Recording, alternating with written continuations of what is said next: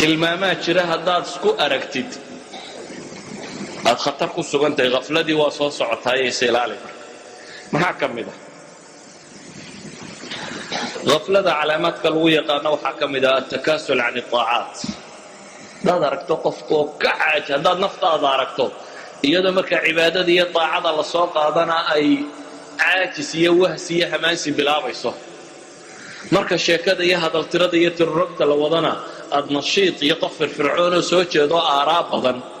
oo hadal fiican oo warramaya aad noqoto ogsanow xanuunku bilowgu kugu yihi waa wax ka mid ah acraadii sidaa awgeed nabigu calayhi salaatu wasalaam axaadiistiisu waxay tilmaamayaan wax arrinkan u eg مثلا قرآنك إلهي وحلاه منافق بكي لسفينه ولا يأتون الصلاة إلا وهم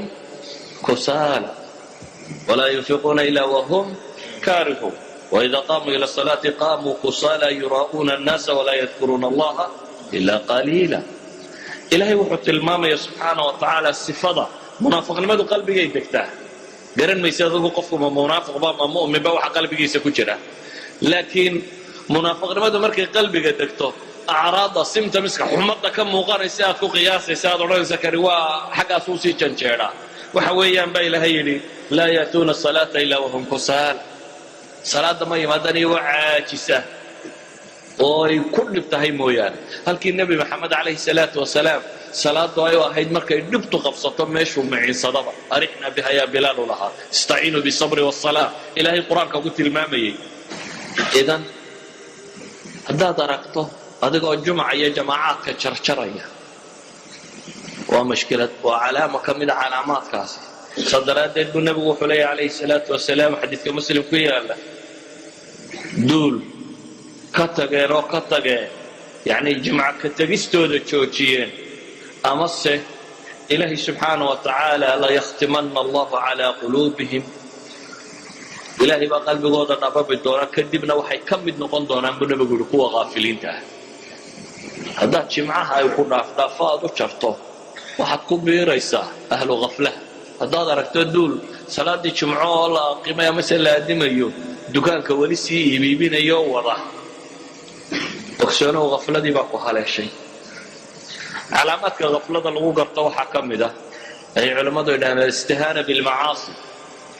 qofkoo agtiisa ay ku fududaato macsidu adhowaad iska toobadkeenaa macaynkan ee iska samee tan gabadhan iska salaan tan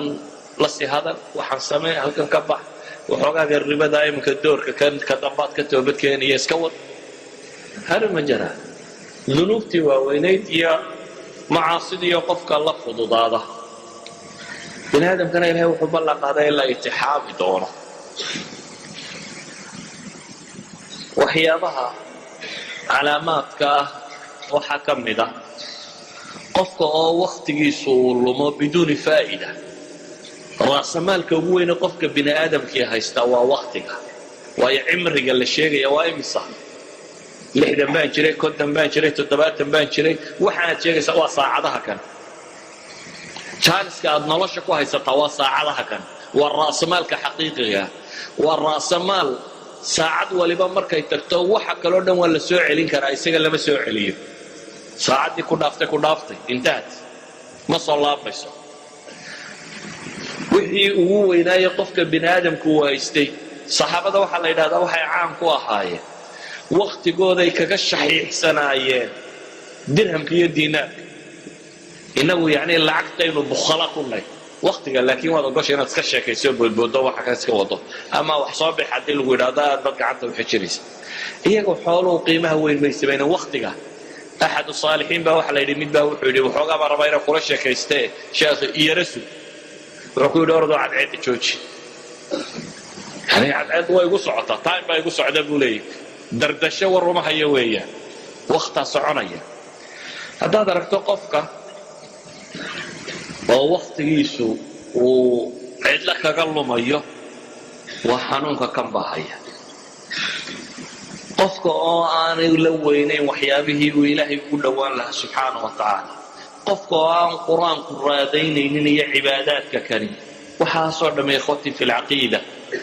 waa acraad ama symptoms ama calaamado qaflada lagu garto